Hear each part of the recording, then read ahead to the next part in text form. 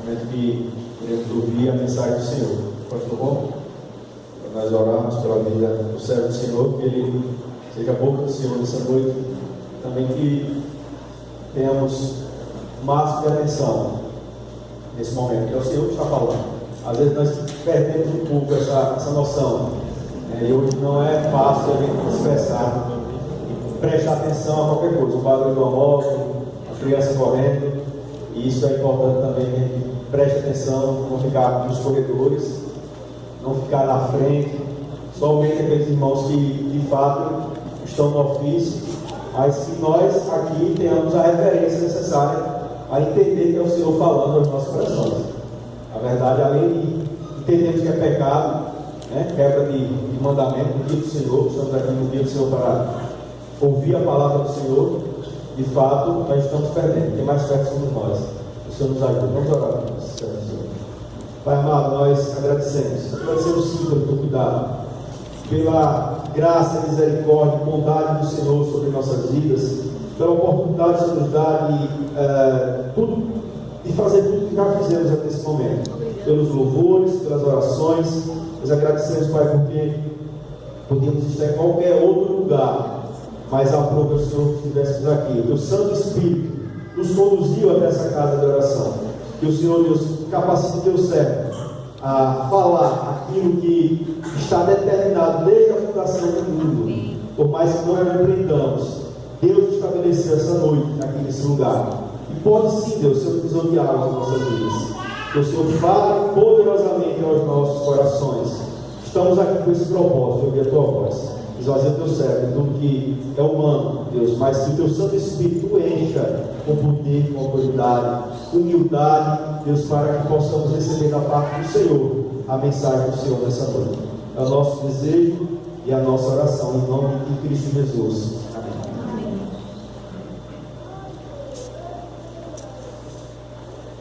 Meus irmãos, vamos abrir nossas Bíblias do Evangelho de Mateus, capítulo 26.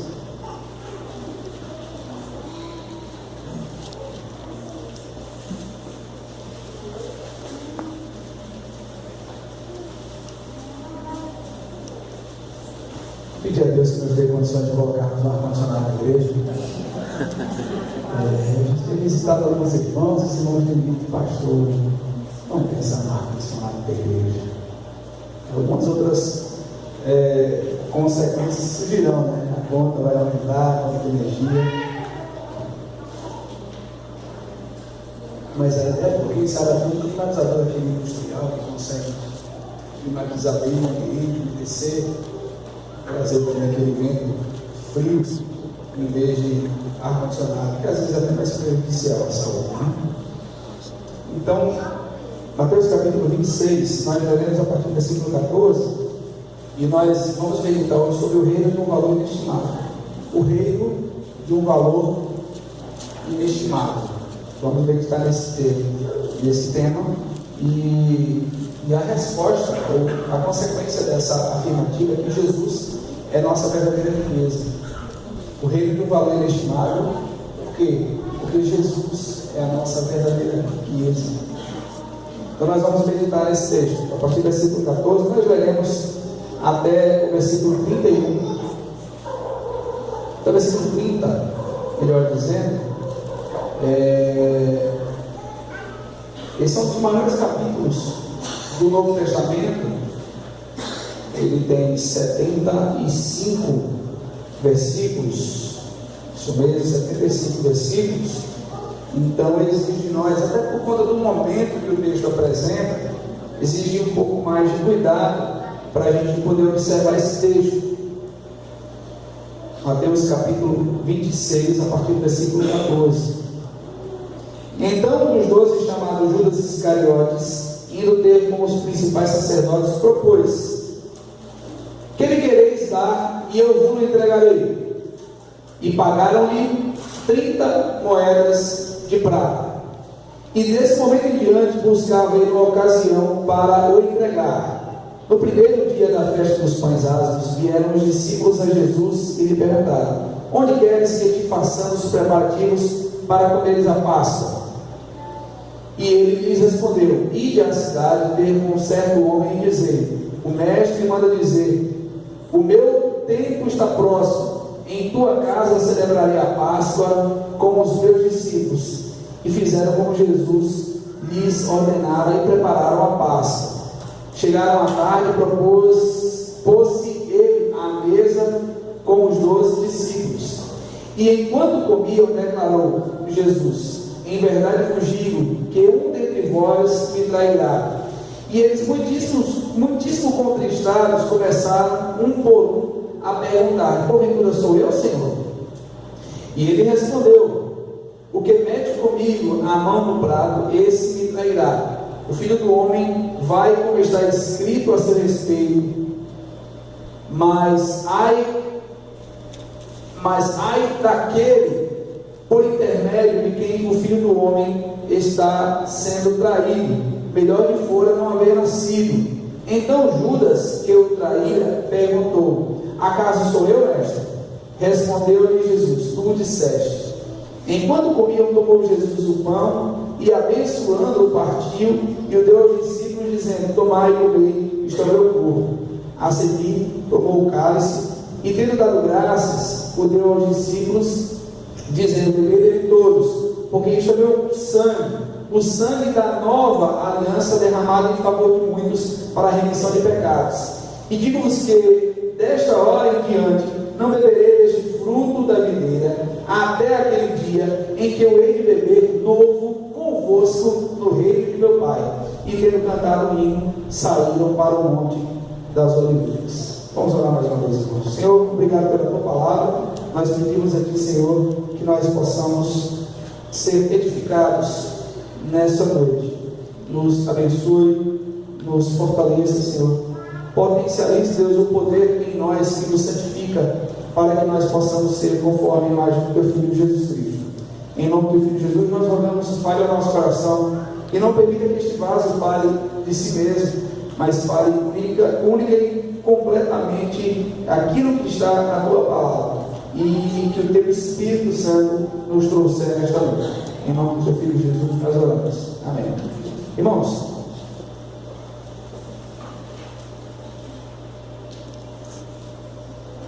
o Evangelho de Mateus, ele é um evangelho que traz em si muitos fragmentos do Antigo Testamento. E Mateus, ele vai citando vários trechos, como se todos os seus leitores já tivessem uma compreensão daquilo que ele queria dizer. Então nós temos a ideia, ou o entendimento, de que Mateus de fato escreve com o objetivo de apresentar para o judeu que Jesus é a promessa que foi feita, cumprimenta a promessa que foi feita a Abraão e a Davi. E nós percebemos então que esses versos que nós lemos, eles contêm muitos fragmentos do Antigo Testamento, o que era comum para o judeu entender. Por exemplo, quando ele relata o momento e o valor pelo qual Judas vende Jesus. Quando nós vemos Jesus dizer que esse sangue é o sangue da nova aliança, então existem fragmentos do Antigo Testamento, do profeta Jeremias, do profeta Zacarias, do profeta Jeremias em dois trechos diferentes. Então nós percebemos que Mateus, ele trata assim muito naturalmente sobre os eventos da profecia sendo cumpridos em Cristo Jesus. Nós terminamos, irmãos, a sessão anterior falando sobre aquela mulher que quebra um vaso com unguento, ela derrama o vaso com unguento precioso na cabeça de Jesus e que desce para os pés, e que Judas então ele diz: olha, isso é um desperdício. Se isso fosse vendido para os pobres, então renderiam aí por volta de 300 denários. E nós colocamos os denários em dias atuais, dividimos o salário mínimo, R$1.038, e chegamos a um valor aproximadamente de uma diária de R$47,32, baseado no mínimo. E entendemos então que se fossem colocados os denários em dias atuais, nós teríamos então aproximadamente R$14.166 em dias de trabalho no nosso contexto. É lógico que existe um outro contexto com a outra moeda, talvez fosse o leta grego. Então nós não vamos aqui usar um contexto que nós não conhecemos, vamos usar um texto conhecido. Dia de trabalho é dia de trabalho em qualquer lugar. Então a gente pode dividir o salário mínimo, pelo menos o mínimo, né? Não em 30 dias, mas aproximadamente 24 dias, 25 dias. E nós teríamos então aí um dia de trabalho em aproximadamente R$ 47,22. O que multiplicando por 300 ia dar R$ 14.166. Então vamos dizer que em dias atuais, se a gente considerar o denário dessa maneira, a gente teria então aquele óleo precioso no valor de R$ 14.166. E isso aqui é muito importante, a gente fazer um comparativo daquilo que nós conhecemos nesses valores, porque a gente precisa também comparar o preço com o qual Judas vendeu Jesus. E que vai dar aproximadamente em 120 denários. 120 denários daria aproximadamente R$ 5.666. Então Judas vendeu Jesus por R$ 5.666. Estou fazendo um cálculo básico aqui, numa ideia dos nossos dias. E aquele óleo precioso, caro, talvez todas as economias daquela mulher, teria um valor de aproximadamente R$ 14.166. Então Jesus era mais barato do que o óleo. João vai dizer no capítulo 12 que Judas era ladrão, que ele colocou o olho logo na situação e disse assim: olha, se fosse vendido e seria doado para os pobres, ia ser melhor. Dar-se-ia um fim melhor para esse óleo do que lançar sobre Jesus. Então a gente começa a fazer assim, esses levantamentos, a gente percebe que Jesus valia menos do que aquele vaso de óleo. Isso colocando em uma moeda conhecida, em um dia de trabalho conhecido. Então nós percebemos, irmãos, que isso traz para nós muitas lições interessantes que nós vamos abordar daqui a pouco. Mas veja que a intenção de Judas, João, quando ele escreve lá no capítulo 12, diz que Judas era ladrão, porque quando tinha dinheiro na sacolinha lá, ele ia lá e metia a mão. Então Judas calculou que aproximadamente, ele teria aí, é lógico, quem deu o valor, a gente vai ver isso também, foram os principais sacerdotes. Mas Judas, ele recebe um valor que seria mais ou menos o que ele meteria a mão na sacolinha para tirar a parte dele. Então nós percebemos que Judas não queria de fato que o dinheiro fosse para os pobres. Ele queria tirar a parte dele.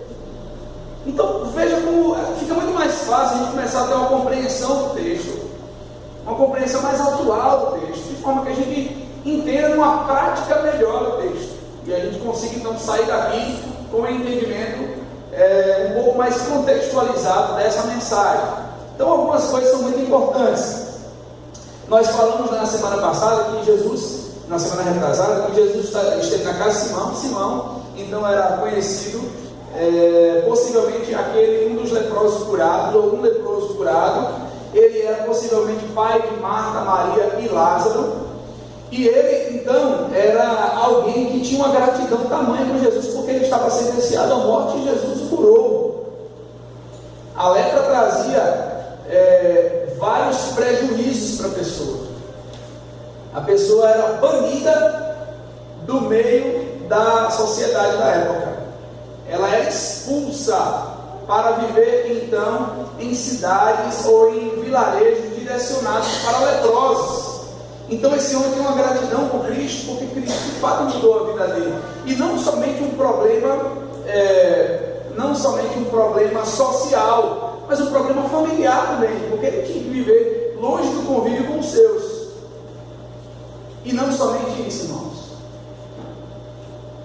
A lepra, ela traz uma ideia do pecado na vida do homem, e maior do que a cura que Jesus efetuou no corpo daquele homem, foi a cura que Jesus efetuou na alma daquele homem. A lepra traz uma ideia, todo milagre de Jesus traz uma ideia de uma cura ou de uma ação espiritual, de um significado espiritual. Nós precisamos ter isso em mente. Então nós percebemos, queridos irmãos, que aquela mulher, filha de Simão, chamada Maria, João vai dizer que ela é Maria, e nós vemos que Jesus, ele tem muitos contatos com essa família, e Jesus então, ele era bem íntimo dessa família, e João sabia o nome dela. Mateus diz assim, uma mulher. e João fala Maria, né? Maria. Então nós percebemos que essa mulher, ela dedicou todas as suas economias para o Senhor, ela contribuiu para o propósito de Deus. Ela fez aquilo com tanta fé, irmãos, que não era o significado apenas de jogar o óleo para Jesus ficar cheiroso. Não era esse o objetivo. O objetivo era ter uma atitude que antecedia ou antecipava a morte de Cristo, que era justamente aquela atitude de preparar o corpo. Então ela já estava ali com fé, preparando Cristo para a sua morte. E nós vemos também, então, que o valor daquela atitude não é um valor do óleo em si, mas é um valor do simbolismo quanto à morte do Senhor. Aquela mulher cria na morte de Cristo, e isso é importante para nós entendermos o porquê da traição de Judas. Ah, pastor, por que então da traição de Judas? Primeiro, porque Judas estava predestinado àquilo. A Escritura nos diz isso. A Escritura nos diz que ele estaria, um dos companheiros estaria traindo o seu Senhor. Nós vemos Davi falar isso nos Salmos. Então nós percebemos também, queridos irmãos, que Judas, além de ele falar ou ele fazer o que estava predestinado a fazer, Judas também estava frustrado com Jesus. No ponto de vista humano, Judas estava frustrado com Jesus. Trair Jesus, além de ser um cumprimento da Escritura, era também uma ação natural que aconteceria não somente com Judas, mas também aconteceu com Pedro, porque ambos traíram a Jesus, ambos acabaram negando Jesus, um de uma forma, outro de outra, ambos acabaram abandonando o Senhor, desacreditando, frustrados, porque eles esperavam um Messias glorioso enquanto um rei terreno. Eles esperavam um Messias poderoso nos aspectos militares desse mundo, mas Jesus veio como um homem pobre, um homem pequeno, um homem servo. Ele veio desprovido de qualquer vaidade e glória. Ele abriu mão de sua glória, ele esvaziou-se, e depois, quando ele está prestes a morrer, João 17, ele diz: Pai, glorifica-me contigo, a glória que eu tinha contigo antes da fundação do mundo. Ou seja, ele está se preparando para morrer e ressuscitar. Então nós percebemos, queridos irmãos, que Judas fez aquilo primeiro porque ele tinha que cumprir a Escritura, depois porque Judas teve uma frustração com o Senhor. Judas esperava que ele fosse um dos conselheiros da corte do Messias. Judas esperava que fosse ele um dos mais confiáveis conselheiros do rei. Judas esperava que tivesse um acesso à corte como poucos homens teriam. Judas esperava que aquele Jesus fosse um rei que ia lhe conferir muita autoridade entre os homens. E Judas se frustrou.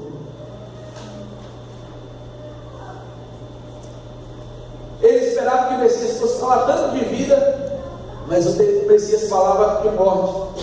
Ele esperava que o Messias fosse falar tanto de glória, mas o Messias falou sobre serviço. Ele esperava que o Messias fosse ensinar os seus discípulos a adquirirem recursos desse mundo, a se colocarem em posições importantes. Jesus ensina seus discípulos a se esvaziarem e tomarem sua cruz. Não tem como não se frustrar. E frustração é algo muito comum nas nossas vidas. Nós nos frustramos com amizades, nós nos frustramos com namorado ou namorada, nós nos frustramos no casamento. Às vezes nós entramos no casamento com todos os sonhos, com todas as aspirações do casamento. Ele é um príncipe tão educado, um cavalheiro, e de repente se casa e o homem começa a deixar a cueca no meio da casa, começa a deixar a meia espalhada, o homem ronca, quer parecendo um touro dormindo, parecendo um trator, um trabalho pesado, E a mulher pensava que ele era um príncipe e um cavaleiro, um homem perfeito. Estou frustrada com o meu casamento. O homem olhava para a mulher e via aquela mulher tão cheirosa. E com o calor da intimidade e os anos passando, ele percebe que ela também solta umas flatulências. E aí ele fica frustrado. Aquela mulher cheirosa. Quando acorda de manhã cedo e vem falar bom dia, encostar perto de mim, ainda deitado na cama, e eu nunca tinha percebido o tamanho do odor. Aí ele começa a olhar para uma outra mulher na rua, achando que aquela mulher é diferente da dele, e é tudo igual. A gente se vê muito frustrado. A gente se frustra com o pastor também. Esse pastor agora está chegando ali, esse é o cara. E a gente começa a conhecer os defeitos do pastor.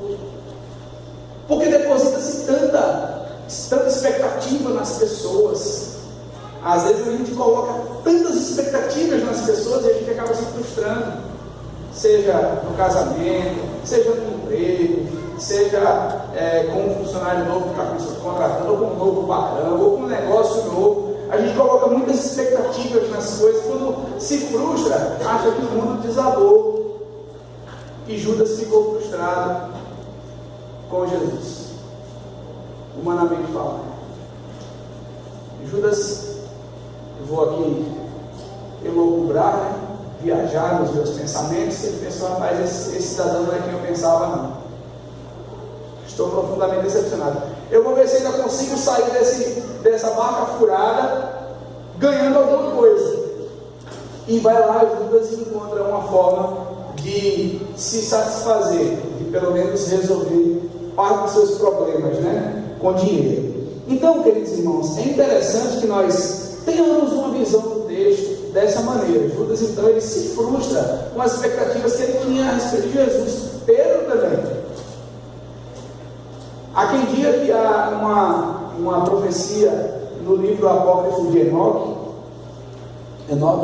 que foi levado ao céu para a jornada, e há quem diga que Enoque escreveu um livro, né, falando sobre o Messias, e que o Messias, então, ele teria poder de 12 legiões para poder, então, destruir todos os exércitos dos opressores. E então Pedro vai lá e dá aquela facada na orelha do soldado romano, esperança, agora o bicho vai pegar aqui, porque os anjos vão vir, vão fulminar todo mundo. E Jesus vai lá, pega a orelha do soldado no chão, coloca no devido lugar, ora, cura aquele soldado.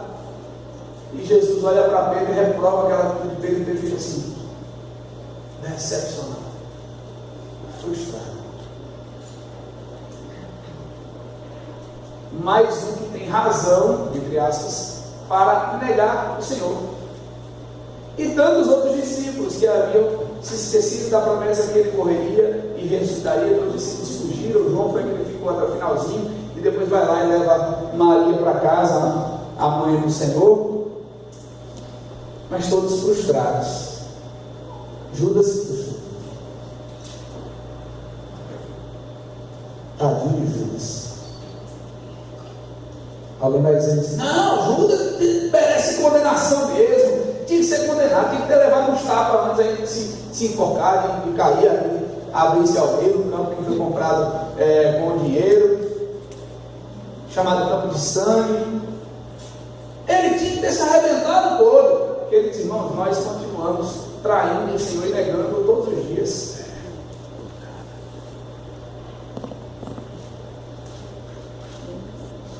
Nós nos afastamos do Senhor, nós nos desviamos da sua vontade o tempo inteiro. Nós o trocamos em vários momentos. Então, quando nós chegamos no texto, versículo 14, diz: então um dos 12, chamado Judas Iscariotes, que teve com os principais sacerdotes, propôs: veja, que me quereis dar, e eu vos entregarei.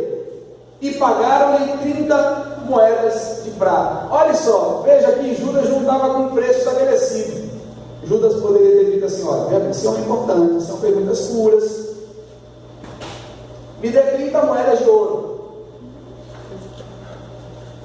me dê pelo menos aí uns 10 talentos de prata, porque esse homem é importante. Esse homem ressuscitou Lázaro, não é qualquer um.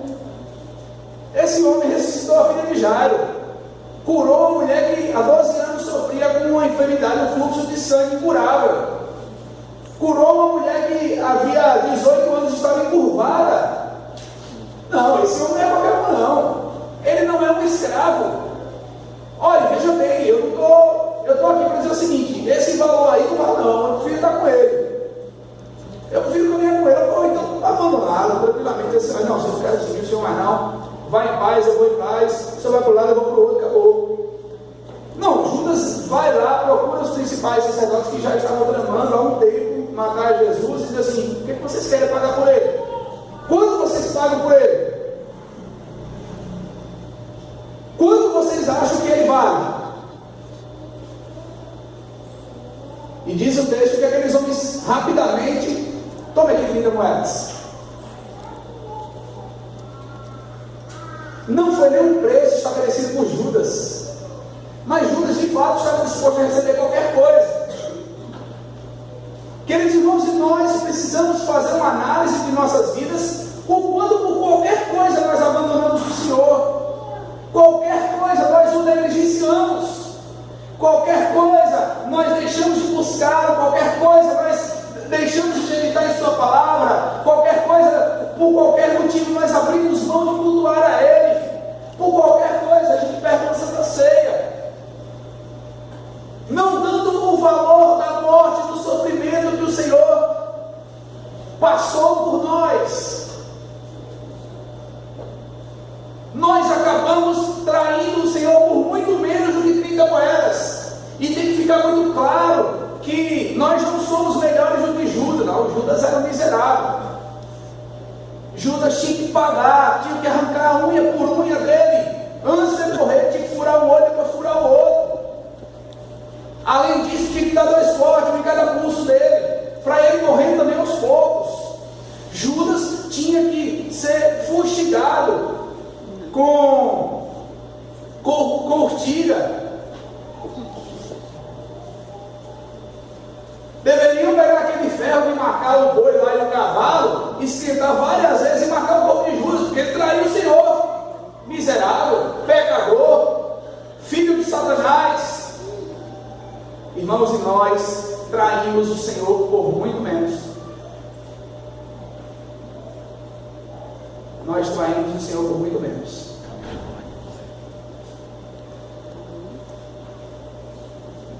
Judas vendeu Jesus por um valor de 30 moedas de prata, que equivaliam a 120 denários, que em dias atuais 120 denários poderiam custar aproximadamente R$5.666. Um valor bom. Agora veja quantas vezes nós traímos Jesus por menos do que isso. Nós precisamos redescobrir o valor inestimável de Cristo em nossas vidas. Nós precisamos, urgentemente, porque nós vivemos dias de indiferença. Tanto faz ir para a igreja cultuar, tanto faz obedecer a palavra de Deus, tanto faz resolver os meus problemas em obediência e amor a Cristo, tanto faz, e por muito menos a gente está traindo Jesus.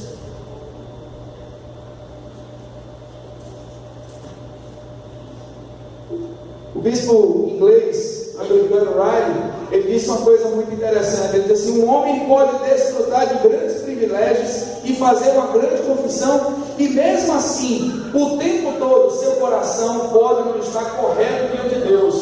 Judas estava andando 3 anos com Jesus. Se você multiplicar 3 anos de caminhada vezes 3 turnos, você vai ter valores absurdos de horas. Judas passou muitas horas com Jesus. Às vezes a gente vem para a igreja, a gente fica 1 horinha no culto, aí depois a gente vai para uma outra programação, um evangelismo, um discipulado, uma visitação, uma ação social, e a gente vai somando algumas horinhas aí. mas horas espaçadas na escala do tempo das nossas vidas. Judas andou intensamente com Jesus.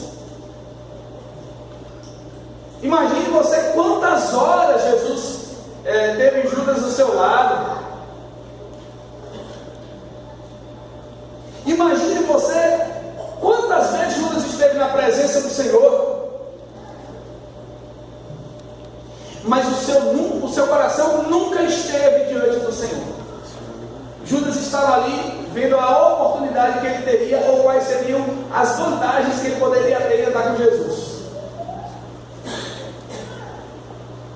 Queridos irmãos, é uma constatação impressionante.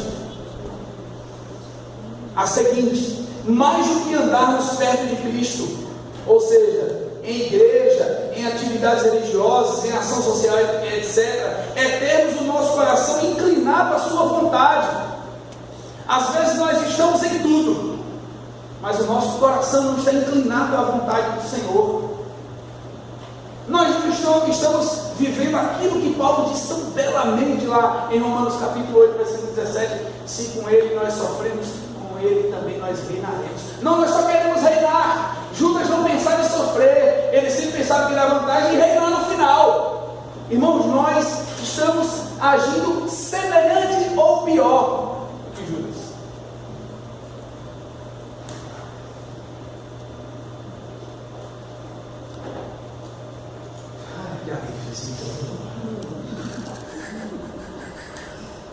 A camisa está ficando preta.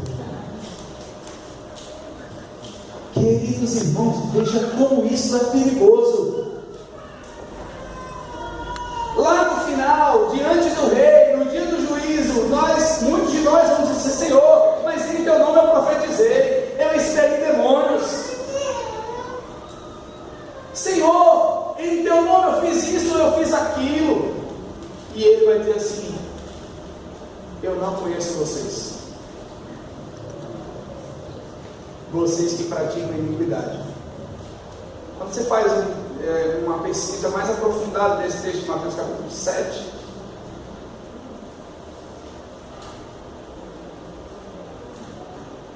é interessante esse texto. Eu gosto sempre de analisar, e eu fico com muito medo disso, que esse texto diz, porque eu sou pecador também. E ele diz assim: apartai de mim vós que praticais a iniquidade. A palavra iniquidade é a palavra anomia. Não é anemia, é anomia, mas é parecida com anemia.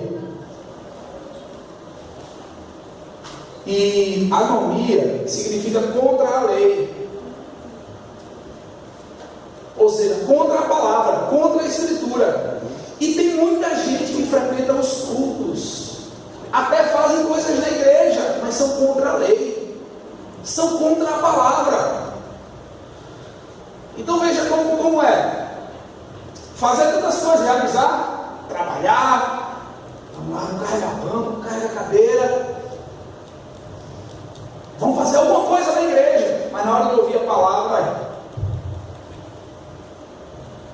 na hora de praticar a palavra, bom, não é bem assim não. É mais ou menos isso aí. Bom, isso é relativo. Isso que a Bíblia está dizendo é relativo. Não, a Bíblia está me mandando me reconciliar com meu irmão. Bom, quem errou não fui eu, foi o irmão.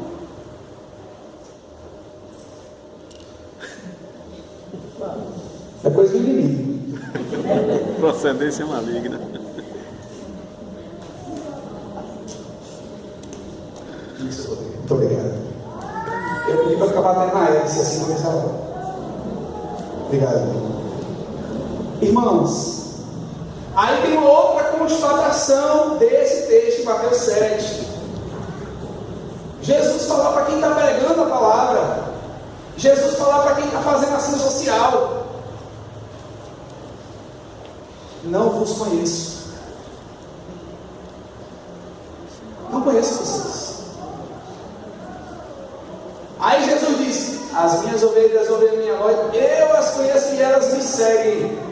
Tem um monte de gente que está fazendo tanta coisa na igreja, mas não é ovelha de Cristo, porque não é conhecida por Ele. E vai ouvir lá naquele dia eu não conheço vocês, por mais que vocês fizeram isso ou aquilo. E a terceira constatação sobre Mateus 7, quando ele diz não os conheço, significa que os nomes dessas pessoas estão escritos no livro da vida. Significa que nem crentes essas pessoas são. Então elas estão fazendo um monte de coisa na igreja, mas não são crentes.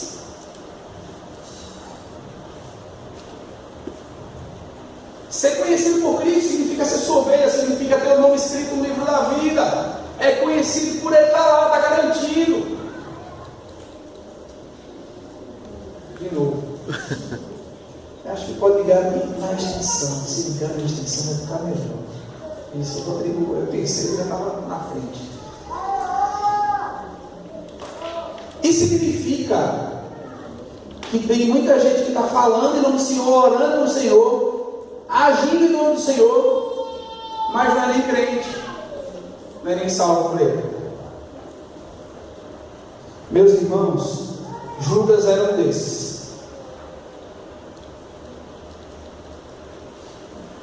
Eu sempre gosto de pensar que nós não somos melhores do que Judas. E pastor, você está me chamando de Judas? Não. Às vezes nós agimos como Judas. Vivemos traiçoeiramente, tramando debaixo dos panos. Às vezes nós vivemos assim como Judas. Mas o que diferencia Judas de mim e de você, ou Judas de Pedro, por exemplo, é a intercessão de Cristo. Porque Pedro também negaria, também trairia o Senhor. O que é mais bonito é que, apesar de Pedro ter negado o Senhor intercedeu por Pedro. O que diferencia Judas de Pedro é a intercessão de Cristo, porque Jesus não intercedeu por Judas, Jesus intercedeu por Pedro, e Jesus está intercedendo por tantos outros traidores, como nós. Jesus continua intercedendo por nós, e nós não merecemos tamanha graça. O autor aos Hebreus vai dizer que Ele é poderoso para salvar totalmente os que por Ele se achegam a Deus. Ou seja, Ele não salva pela metade, Ele salva totalmente. Ele salva totalmente. Imagina que vocês estão sofrendo com esse calor. Eu estava, mas agora eu estou imaginando. Vamos orar a Deus e pedir ao Senhor que nos abençoe de forma tal que a gente possa melhorar o clima dentro da igreja, além do clima espiritual, do clima da comunhão, o clima do bem-estar local. Que Deus nos abençoe nesse sentido, para que a gente consiga fazer tudo isso. E queridos irmãos, o Senhor intercede por Pedro, mas não intercede por Judas. O Senhor continua intercedendo por nós, que o traímos e que às vezes traímos uns aos outros. Só que isso não nos dá o direito de continuarmos assim. A palavra que nós devemos falar, cada um fala a verdade com o seu próximo, e fala a verdade em amor. Então isso nós precisamos mudar e melhorar. O segundo ponto muito importante, mas é tanta coisa nesse texto, eu tentei sintetizar aqui alguns ensinamentos, mas é muita coisa mesmo. Segundo ponto muito importante que nós temos é que o amor ao dinheiro é uma das maiores armadilhas para a alma de uma pessoa, principalmente para os cristãos. O amor ao dinheiro é uma das maiores armadilhas para a alma de uma pessoa, principalmente para os cristãos. Queridos irmãos, Judas ele ocupava um papel muito importante na equipe do Senhor. Judas ele era o homem da cifora. Judas ele gozava da confiança do grupo. É lógico que o Senhor sabia quem era Judas, assim como o Senhor sabe quem somos nós. Quando o Senhor falou assim, olha, um dentre vós vai me trair, o que eu acho interessante é que ninguém apontou para Judas, disse assim, não, está aqui, é esse. Pronto, Senhor, nem precisa falar mais nada, que a gente sabe quem é o traidor, é Judas. Aí já começava a dar uma lixada, Judas dava um monte de tapa nele, chutava Judas, prender Judas. Não aconteceu isso. Judas, ele tinha admiração do grupo. O Senhor conhecia Judas, mas o grupo confiava em Judas. Quando o Senhor disse que um deles trairia, ninguém desconfiou de Judas. O que é mais interessante é que antes de Judas se entregar, todos os discípulos, naquela atitude de insegurança para com o Senhor, disseram: sou eu. Outros disseram: sou eu, Senhor. Outros disseram: sou eu, Senhor.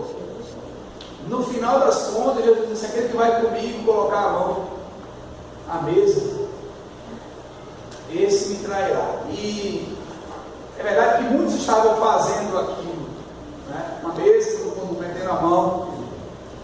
Mas aqui diga que no mesmo instante Judas foi com a mão lá e ainda pergunta: acaso sou eu, mestre? Aí Jesus vai lá e responde: tu disseste. É dessa vez.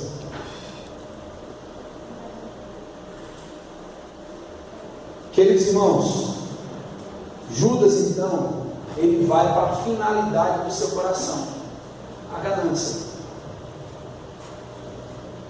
Judas vai com a finalidade de saciar o seu Deus, a avareza.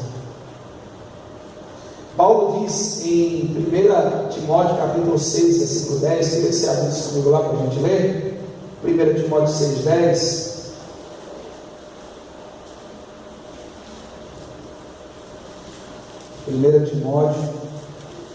Primeira carta de Paulo a Timóteo, capítulo 6, versículo 10. Vamos ler juntos aí? 1 Timóteo 6, 10. Porque o amor do dinheiro é a raiz de todos os males, e alguns nessa cobiça se desviaram da fé, e assim eles se atormentaram com muitas dores. Ele não está falando que é o dinheiro. O dinheiro pode ser um instrumento para coisas boas. O dinheiro não é o mal em si. O mal é como o dinheiro se porta em nosso coração. Se nós fazemos com que ele seja servo nosso, ou se nós nos tornamos servos dele. Aí é um problema do coração. Porque o dinheiro é neutro. O dinheiro é neutro. Ele não tem vontade própria. Mas ele se torna algo personificado quando nós damos a destinação das motivações segundo o nosso coração pecaminoso. Não, eu preciso de dinheiro, eu tenho que ganhar dinheiro, eu tenho que fazer dinheiro, eu preciso de dinheiro, eu tenho que crescer, eu tenho que comprar, eu tenho que ter. E por causa disso, queridos irmãos, por causa de dinheiro, nós vendemos nossa dignidade, nós negociamos o nosso caráter, nós vendemos nossa família por causa do dinheiro. Vendemos a família. Eu posso ganhar dinheiro porque é o meu foco e eu deixo minha família de lado. Eu acabo vendendo os meus filhos, e tem gente que faz isso literalmente, mas eu estou falando de forma figurada. Eu abandono meus filhos para serem criados por qualquer outra influência que não é a influência de um homem cristão. Eu abandono a minha esposa porque eu julgo que o dinheiro vale mais do que ela.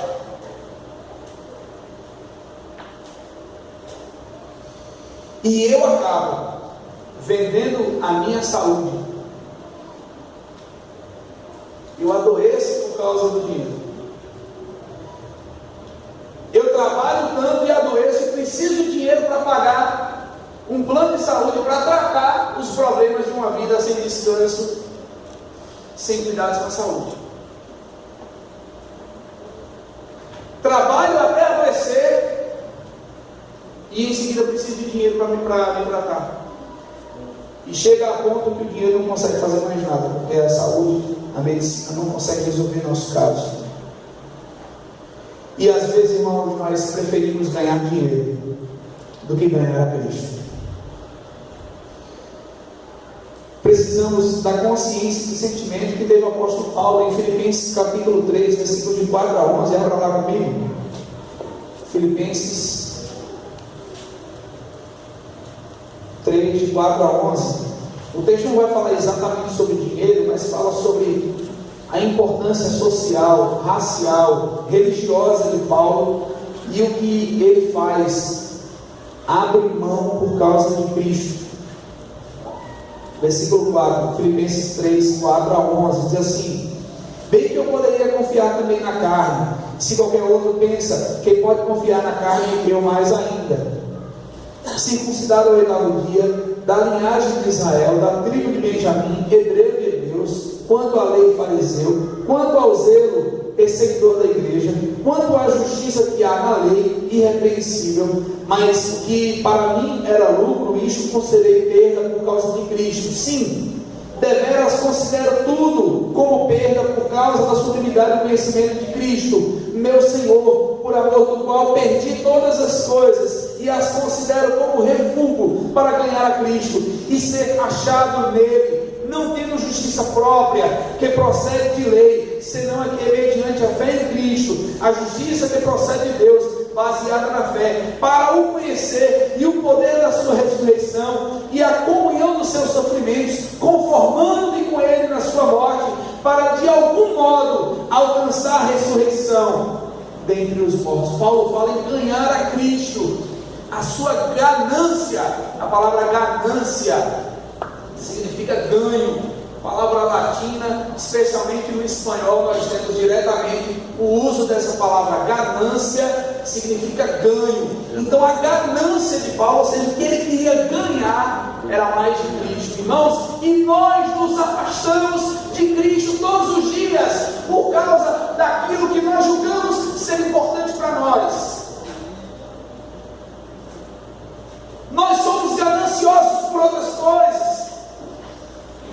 E nós nos esquecemos daquele que realmente é o valor inestimável do reino de Deus.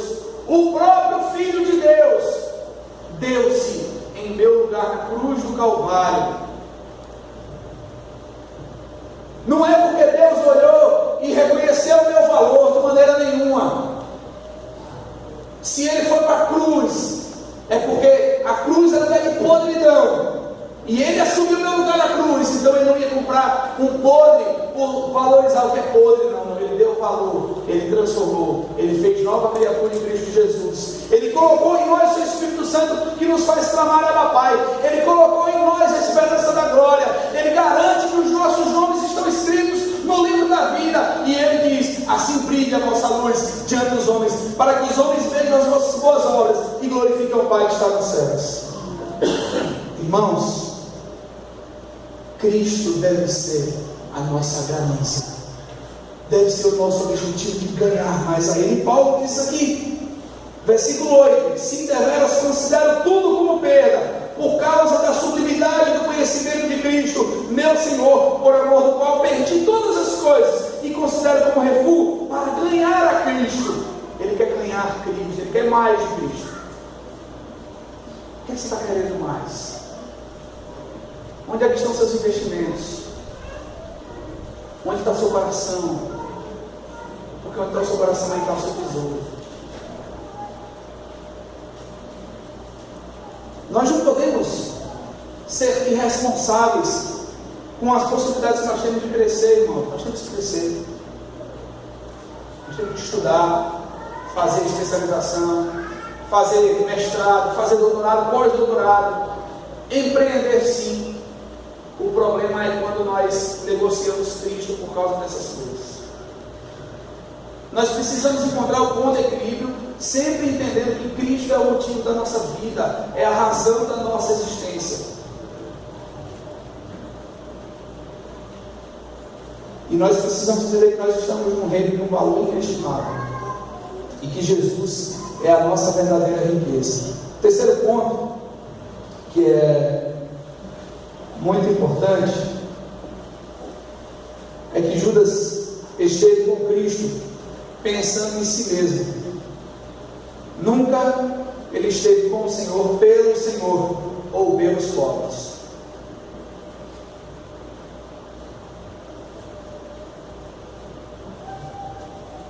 Às vezes, irmãos, a gente procura Cristo por aquilo que Ele pode nos dar.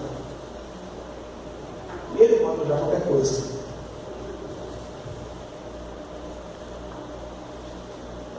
Às vezes a gente ora mais quando a gente está passando por uma situação de enfermidade muito séria.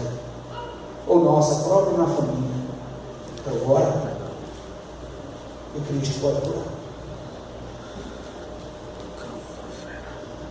Às vezes a gente está procurando o Senhor, buscando o Senhor porque a gente está precisando de emprego.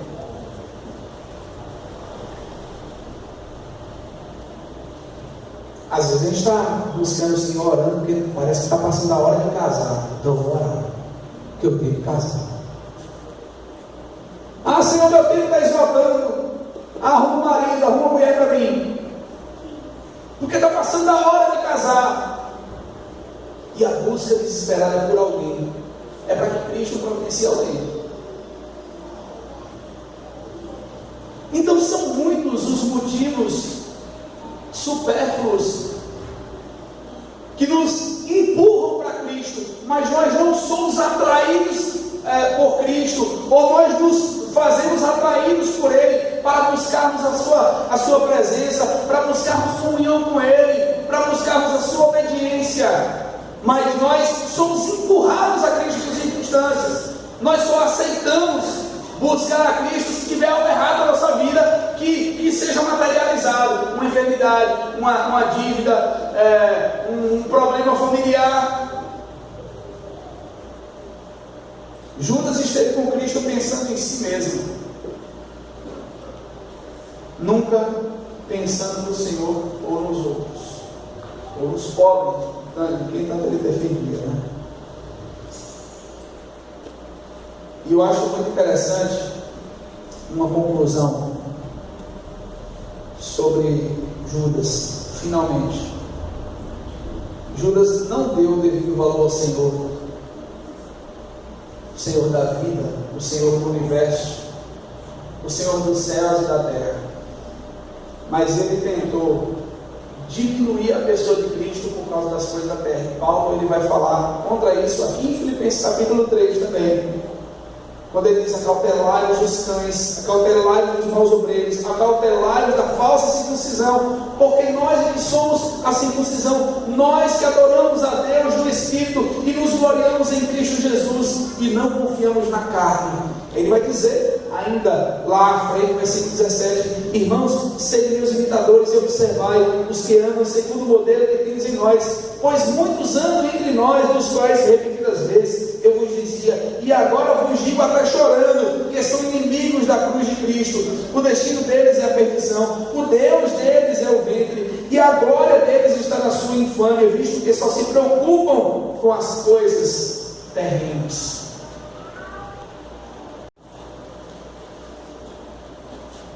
Nunca o busca por prazer,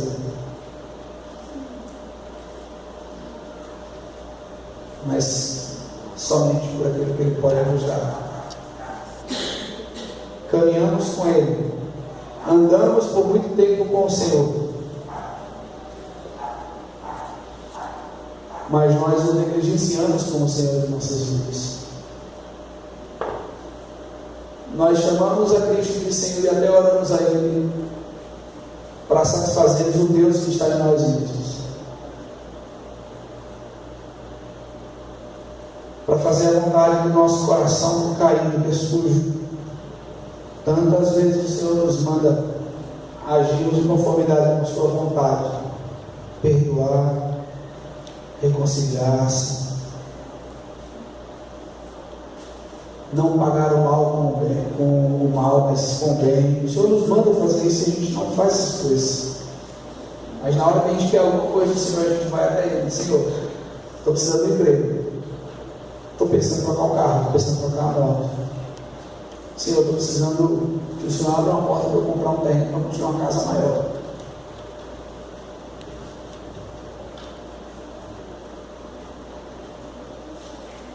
A gente divide a glória de Cristo com a glória de Deus que está em nós. Mas um Deus com letra minúscula, o Deus que está no nosso ventre, ou seja, que busca satisfazer-se com as coisas terrenas. Nós precisamos, irmãos, viver esse reino do valor inestimável, entender que Jesus Cristo é nossa verdadeira riqueza.